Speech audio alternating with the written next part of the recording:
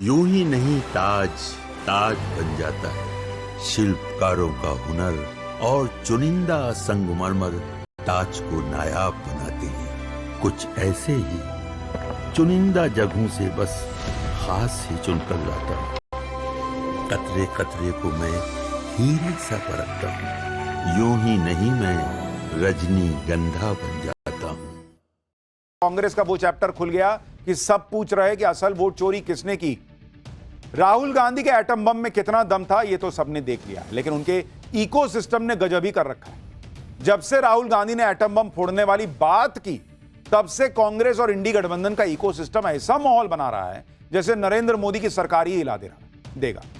लेकिन आज कुछ ऐसा हुआ कि ये इकोसिस्टम खुद हिल गया, क्योंकि एटम बम राहुल गांधी का था, धमाका नरेंद्र मोदी ने कर दिया। नरेंद्र मोदी को घेरने के चक्कर में कांग्रेस का वो चैप्टर खुल गया कि सब पूछने लगे कि बॉस असल में वोट चोरी किसने की थी। यह भी गजब हो गया कि राहुल गांधी के वोट चोरी के आरोपों के चक्कर में प्रियंका वाड्रा, अखिलेश यादव, डिंपल यादव और ममता बनर्जी के भतीजे अभिषेक सब आरोपों में फंस गए। ये लोग नरेंद्र मोदी की जीत पर सवाल उठा रहे थे, अब खुद इनकी जीत पर सवाल उठ गए। इनकी सीटों का ऐसा आंकड़ा आ गया कि जवाब देना मुश्किल हो जाएगा। लेकिन पहले आप यह देखिए कि राहुल गांधी एटम बम दिखाते रह गए, नरेंद्र मोदी ने धमाका किया कैसे। दरअसल बीजेपी ने कांग्रेस का वोट चोरी वाला इतिहास खोलकर सामने रख दिया। रायबरेली और वायनाड को लेकर बीजेपी ने कुछ खुलासे किए। सोनिया से लेकर नेहरू तक पर वोट चोरी का आरोप लगा दिया। उधर एसआईआर का विरोध कर रहे विपक्ष को सुप्रीम कोर्ट से झटका लगा। सुप्रीम कोर्ट ने एसआईआर की प्रक्रिया पर बड़ी बात कह दी है, जिसके बारे में आपको आगे बताऊंगा। लेकिन पहले वोट चोरी के मुद्दे पर मचे घमासान का ट्रेलर देख लीजिए।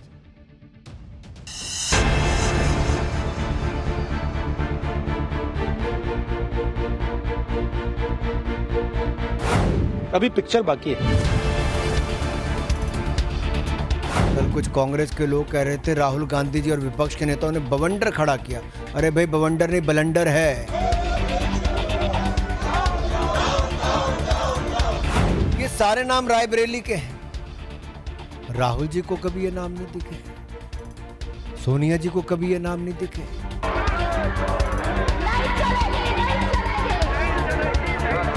तो क्या आपने अपने बीएलए से, अपने पोलिंग बूथ एजेंट से या आपने वोट मांगे, आपने कभी नहीं देखा? श्रीमान राहुल गांधी जी 2 बार चुनाव लड़े।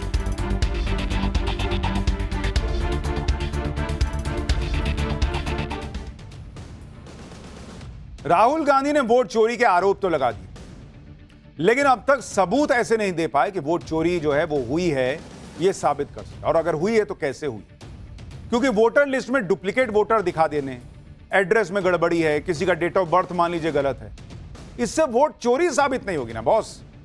भाई चुनाव आयोग तो ऑलरेडी कह रहा है कि हमको जो वोटर लिस्ट है उसको क्लीन करना है, जो मर गए हैं उनका नाम हटाना है, जो इधर उधर शिफ्ट हो गए उनका नाम हटाना है, किसी का डेटा गलत है तो उसको ठीक करना है। यही तो चुनाव आयोग कह रहा है। लेकिन जिसका मान लीजिए डेटा गलत पड़ गया है, उसने बीजेपी को ही वोट दिया, यह कैसे साबित हो रहा है? लेकिन ये लोग इस बात पर माहौल बना रहे हैं कि किसी वोटर का एड्रेस में अगर मकान नंबर 0 है तो इसका मतलब वोट चोरी हुआ है। लेकिन हमने आपको पाठशाला में रायबरेली का केस खोल के दिखाया था कि वहां पर भी कई वोटर्स के एड्रेस में मकान नंबर 0 है। तो क्या राहुल गांधी वोट चोरी करके रायबरेली में जीते हैं, या सोनिया गांधी इतने सालों से वोट चोरी करके जीत रही थी? हमने जो बात पाठशाला में आपको बताई, उसकी चर्चा पूरे देश में हो रही है। देश की राजनीति में भी इसकी चर्चा गजब है कि आज बीजेपी एक लिस्ट निकाल कर ले आई। उसमें राहुल गांधी की सीट रायबरेली ही नहीं थी, प्रियंका की सीट वायनाड थी, अखिलेश यादव और डिंपल यादव की सीट, सबके आंकड़े उन्होंने रख दिए।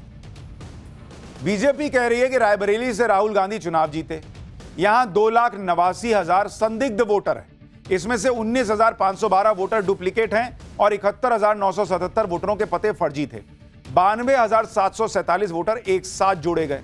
बीजेपी कह रही है क्या इसका मतलब राहुल गांधी ने चोरी से चुनाव जीता है? वायनाड से प्रियंका वाड्रा जीती। वायनाड में 93,499 संदिग्ध वोटर हैं, बीजेपी आरोप लगा रही है। इसमें से 20,438 डुप्लीकेट वोटर निकले, 17,450 वोटरों के पते फर्जी पाए गए। तो क्या प्रियंका वाड्रा चोरी करके वोट चुनाव जीती हैं, ये बीजेपी पूछ रही है। कन्नौज से अखिलेश यादव जीते। यहां 2,91,798 संदिग्ध वोटर मिले, 16,163 डुप्लीकेट वोटर हैं, 1,53,919 वोटरों के पते फर्जी हैं। मैनपुरी से डिंपल यादव जीती, यहां 2,55,914 संदिग्ध मतदाता हैं, जिसमें 14,088 डुप्लीकेट वोटर हैं, 1,76,078 फर्जी पते वाले मतदाता हैं। ये बीजेपी आरोप लगा रही है, पूछ रही है कि अखिलेश यादव, डिंपल यादव भी वोट चोरी करके जीते हैं क्या? डायमंड हार्बर से अभिषेक बनर्जी जीते थे, यहां 2,59,779 संदिग्ध वोटर का आरोप लगा रही है बीजेपी। 3,613 डुप्लीकेट वोटर हैं, 1,55,365 वोटरों के पते फर्जी। तमिलनाडु की कोलाधूर सीट से एमके स्टालिन जीते, 19,476 संदिग्ध वोटर मिलने का आरोप है। इसमें 4,379 डुप्लीकेट वोटर हैं, 9,133 मतदाताओं के पते गलत हैं। अगर इन नेताओं की अपनी सीट पर इतने वोटर हैं, जिन्हें बीजेपी कह रही है कि राहुल गांधी के एटम बम वाले लॉजिक से वो संदिग्ध हैं, तो क्या राहुल गांधी ये भी कहेंगे कि प्रियंका वाड्रा, अभिषेक बनर्जी, अखिलेश यादव, डिंपल यादव, स्टालिन सब वोट चोरी करके चुनाव जीते हैं क्या? यानी राहुल गांधी के वोट चोरी वाले आरोपों के चक्कर में प्रियंका वाड्रा से लेकर अखिलेश यादव, डिंपल यादव, अभिषेक बनर्जी सबकी जीत जो है वो आरोपों में फंस गई। हमने रायबरेली सीट को लेकर जो बात कही थी, उसकी चर्चा पूरे देश में हो रही। हमने बताया था कि रायबरेली में भी एक पते पर दर्जनों वोटर हैं, वहां भी कई मकानों के नंबर जीरो हैं। इस खुलासे से देश की राजनीति में हड़कंप मचा हुआ है। सुनिए बीजेपी क्या कह रही है। डुप्लीकेट वोट का देखिए आप, रायबरेली नाम तो सुना होगा आपने, राहुल जी ने भी सुना होगा। रायबरेली में मोहम्मद कैफ खान, बूथ नंबर 83, 151, 218, सब जगह इनका नाम है, नाम सेम है, बस बाप का नाम भी सेम है, लेकिन वोट 3 पोलिंग बूथों पे बना हुआ है, 83, 151, 218 में। 47 वोटर आईडी हाउस नंबर 189 के पोलिंग बूथ 131 पर रजिस्टर हुए हैं। ये रायबरेली में हुए हैं, जो 47 वोटर आईडी। मोहम्मद इस्लाम है, मोहम्मद इरफान है, मोहम्मद कासिम है, फिर साफिया मोहम्मद कासिम है, फ़करून निहा है, मोहम्मद कबीर है, श्रीमती फरीदा बानो है, शकील अंसारी हैं, मोहम्मद अयूब है, सबनम है। ये सारे नाम रायबरेली के हैं। राहुल जी को कभी ये नाम नहीं दिखे, सोनिया जी को कभी ये नाम नहीं दिखे। यानी नरेंद्र मोदी को घेरने के चक्कर में खुद कांग्रेस और इंडी गठबंधन की छीछालेदर हो रही।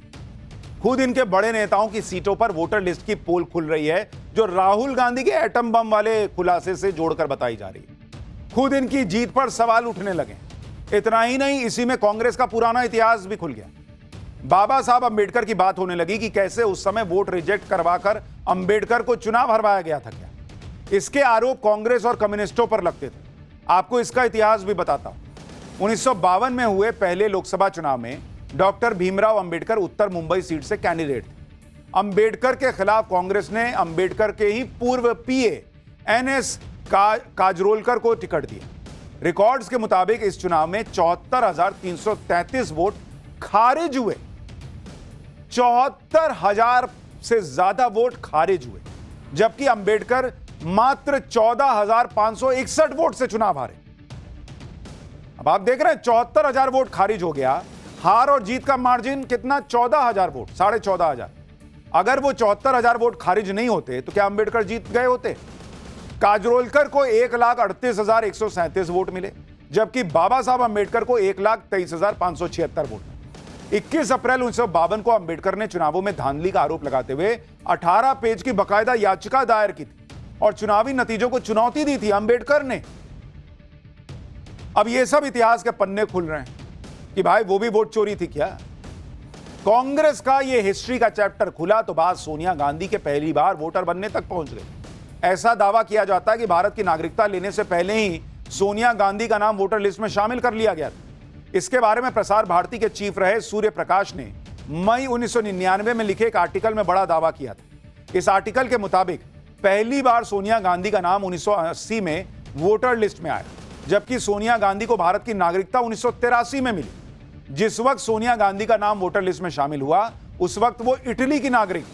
1980 में गांधी परिवार एक सफदरजंग रोड में रहता था, जो तत्कालीन प्रधानमंत्री इंदिरा गांधी का सरकारी आवास था। इस पते पर रजिस्टर किए गए वोटर्स में पहले इंदिरा गांधी, फिर राजीव गांधी, संजय गांधी और मेनका गांधी का नाम शामिल था। लेकिन जब 1 जनवरी 1980 में नई दिल्ली लोकसभा क्षेत्र की वोटर लिस्ट रिवाइज हुई तो इसमें सोनिया गांधी का नाम भी शामिल हो गया। यह नाम पोलिंग स्टेशन 145 के सीरियल नंबर 388 पर दर्ज किया गया था। जब भारतीय नागरिक नहीं होने के बावजूद सोनिया गांधी का नाम वोटर लिस्ट में शामिल किए जाने पर बवाल हुआ तो 1982 में सोनिया गांधी का नाम वोटर लिस्ट से हटा दिया गया। और जब 1 जनवरी 1983 को रिवाइज हुई वोटर लिस्ट में सोनिया गांधी का नाम पोलिंग स्टेशन 140 के सीरियल नंबर 236 में शामिल किया गया, तब भी इस पर गंभीर सवाल उठे, क्योंकि सोनिया गांधी को भारत की नागरिकता 30 अप्रैल 1983 को मिली थी, जबकि नाम जो शामिल हुआ था वो कहा जा रहा है कि 1 जनवरी 1983 को ही हो गया था रिवाइज लिस्ट में। यानी दावा है कि दो बार सोनिया गांधी का नाम भारत का नागरिक होने की शर्त को अनदेखा करते हुए वोटर लिस्ट में शामिल किया गया। सोनिया गांधी की नागरिकता को लेकर सवाल इसलिए भी उठे क्योंकि पूर्व पीएम राजीव गांधी से शादी के 15 साल बाद सोनिया गांधी ने भारत की नागरिकता ली। कांग्रेस के इस इतिहास की आज चर्चा हो रही है। उधर राहुल गांधी के दावे एक के बाद एक एक्सपोज होते जा रहे हैं। राहुल गांधी ने एक दावा यह भी किया था कि शाम 5 बजे के बाद अचानक वोटिंग बढ़ जाती। महाराष्ट्र विधानसभा में ऐसा ही हुआ था कि चुनाव आयोग ने 5 बजे के बाद अचानक मनमाने ढंग से वोटिंग परसेंटेज बढ़ा दी। लेकिन आज बीजेपी ने वो फैक्ट रख दिए जिससे राहुल गांधी के दावे पर सवाल उठ गए। आपको इसके बारे में भी बताता हूं। अगर आप देखेंगे कि जो राहुल गांधी कह रहे हैं और जो फैक्ट्स दिख रहा है उसमें कितना कनेक्शन है, तो अगर आप देखेंगे महाराष्ट्र चुनाव जो विधानसभा का चुनाव, और ये आपको बता रहा हूं 2024 का 2024 का जो महाराष्ट्र में विधानसभा चुनाव हुआ, शाम 5 बजे तक कितने वोट पड़ रहे थे boss? On an average 58 lakh vote प्रति घंटे पड़ रहे थे शाम 5 बजे तक। ठीक है, 5 बजे के बाद कितने वोट पड़े भाई? सोचिए। राहुल गांधी कह रहे हैं कि मैसिव जंप आ गया। 32.5 लाख वोट प्रति घंटे पड़े। यानी 5 बजे के बाद वोटिंग स्पीड कम हो गई। उससे पहले हर घंटे ऑलमोस्ट 58 लाख वोट पर घंटे पड़ रहे थे। 5 बजे के बाद 32.5 लाख रह गया। तो राहुल गांधी जो दावा करते हैं ये उसके उलट है। और राहुल गांधी बार बार यही बात दोहराते कि महाराष्ट्र में मनमाने तरीके से वोटर लिस्ट में मतदाताओं को जोड़ा गया, धांधली हुई है। अब उनके जो नाम मनमाने ढंग से जोड़ने की बात है उसकी सच्चाई भी आपको बताता हूं। जैसे अगर आप देखेंगे महाराष्ट्र चुनाव की जब बात करता हूं उसमें कितने वोटर जुड़े, अगर आप देखेंगे उसका हिसाब भी देख लीजिए। महाराष्ट्र चुनाव का, विधानसभा चुनाव का आपको बता रहा हूं। साल 2004 में कितने वोटर जुड़े, कितने बढ़े? 4.7% वोटर बढ़े। ठीक है, 2004 में। यह आपको महाराष्ट्र का बता रहा हूं। विधानसभा में किसकी सरकार बनी यह भी देखते जाइए। सरकार किसकी बनी आपको यह भी याद रहेगा, यूपीए की। ठीक है, साल 2009 में महाराष्ट्र के अंदर कितने वोटर बढ़े? फिर 4.1% बढ़े, यानी पिछले बार से कम। सरकार किसकी बनी? यूपीए की बनी। ठीक है, 2014 में महाराष्ट्र में कितने वोटर बढ़े? 3.4% बढ़े। साल 2019 में कितने बढ़े? 1.3% बढ़े। साल 2024 में कितने बढ़े? 4.4% बढ़े। और हमने पाठशाला में सबसे पहले राहुल गांधी के कर्नाटक वाले वोटर लिस्ट वाले दावे को भी एक्सपोज किया।